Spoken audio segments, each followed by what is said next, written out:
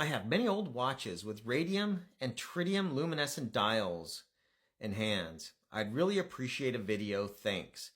Happy to do this. The way that those work is that you literally just put either the tritium or the radium into a phosphorescent paint, basically glow-in-the-dark paint.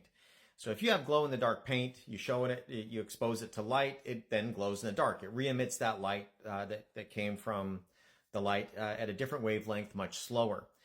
You can do the same kind of thing by rather than exposing the glow-in-the-dark paint to visible light, you can use gamma or X-ray or any other form of radiation, and you basically are just exciting electrons into upper energy levels that just take a little extra time to fall back down, and when they fall back down to the lower energy state, then they give off that photon of light, that green glow that you get for phosphorescent paint.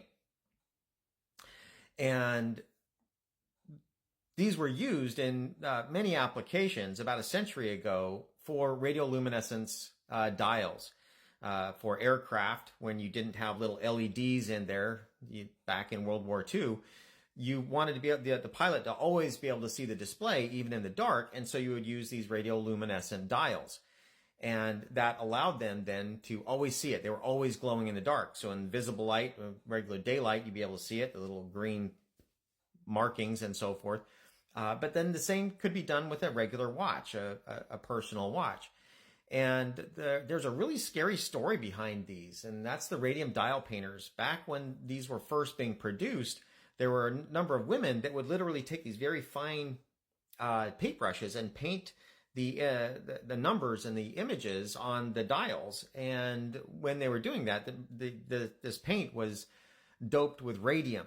And rather than just taking the paintbrush and painting on the dial, they would wick it with their tongue to get a fine little point so they could make very fine painting of the paint there on the dials. And as a result, they suffered horrific cancers of the mouth and throat and tongue.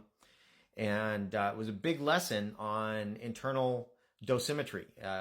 From that, we learned how to attain extremely conservative radioprotection regulations.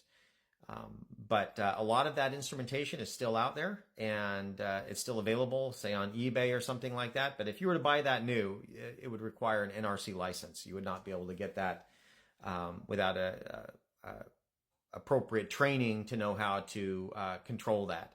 The idea being that you don't want to dispose of it inappropriately, and you need to know what to do if it breaks. How do you control the contamination and so forth? And so you'd have to be able to demonstrate that you had appropriate radiation safety training to be able to possess radioactive material, basically just so you can protect yourselves and others.